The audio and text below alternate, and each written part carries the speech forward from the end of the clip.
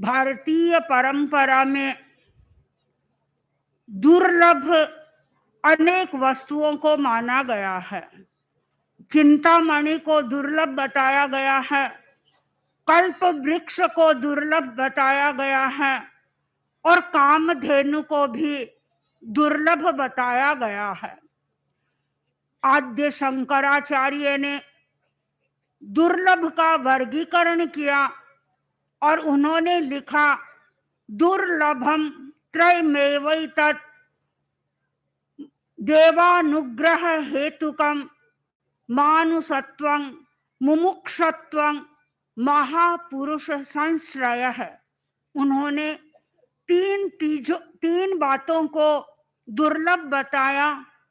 पहला है मनुष्यत्व, दूसरा है मुमुक्षत्व और तीसरा है महापुरुष का संश्रय, महापुरुष का आश्रय प्राप्त करना। और जब हम संत तुलसीदास जी को पढ़ते हैं तो उन्होंने दो बातों को दुर्लभ बताया, संत समागम हरि कथा तुलसी दुर्लभ दोय, यानी संतों की सन्निधि का मिलना और उसके साथ साथ में हरि कथा सुनना, यानी भगवान की कथा सुनना, इन दोनों बातों को उन्होंने दुर्लभ बताया। और जब मैं अपने ही आगमों का अध्ययन करती हूँ, उत्तराध्ययन सूत्र पढ़ती हूँ, तो उत्तराध्ययन सूत्र में भी दुर्लभता की चर्चा की गई है और वहां बताया गया है, चट्टारी परमंगाणी दुल्लहाणी जंतुणो मानुषत्तम सुई श्रद्धा संजमनीय वीर्यम। और इन चार बातों को वहां पर दुर्लभ बताया गया है। आचार्यवर, कल मैं एक संस्कृत का श्लोक पढ़ रही थी और उस संस्कृत के श्लोक में तो मुझे एक नई दुर्लभ वस्तु उपलब्ध हुई। वहां बताया गया है, सुलभो मित धन राशि सुलभ सौजन्य सिक्त सज्जन संग सुलभम सकलम वस्तु दुर्लभ मेकम तु दर्शनम भवताम। और मैं इस भवताम की जगह कहूंगी दुर्लभ मेकम तु दर्शनम गुरुणाम। इस दुनिया में अमित धन राशि व्यक्ति को उपलब्ध हो सकती है। व्यक्ति अपने पुरुषार्थ के द्वारा धन को एकत्रित कर सकता है, वह धनाढ्य बन सकता है। और एक व्यक्ति अपने प्रयत्नों के द्वारा सुजन व्यक्तियों की संगति को भी प्राप्त कर सकता है, वह भी उसके लिए सुलभ हो सकती है। और इसके बाद में कवि ने लिखा, सुलभम सकलम वस्तु, सारी वस्तुएं इस दुनिया में सुलभ हो सकती है, लेकिन दुर्लभ क्या है? दुर्लभ है भवताम दर्शनम, गुरुणाम दर्शनम। गुरु का जो दर्शन है वह दुर्लभ है। और आज आसोतरावासी सचमुच में सौभाग्यशाली हैं कि उन्हें वह दुर्लभ वस्तु अपने घर पर ही मिल रही है, अपने गांव में ही उपलब्ध हो रही है। कहा तो ये जाता है कि प्यासा व्यक्ति कुएं के पास में जाता है, अपनी प्यास को बुझाता है, किंतु आज कुआं स्वयं चलकर आसोतरा में पहुंच गया है और लोग अपनी प्यास को बुझाने के लिए इस कूप के पास में आए हैं, अपने जीवन को एक नई दिशा भी देना चाहते हैं। और सचमुच में जिन व्यक्तियों को गुरु की सन्निधि उपलब्ध होती है, उनका अपना परम सौभाग्य होता है और उन्हें गुरु के द्वारा एक नई दिशा भी उपलब्ध हो जाती है।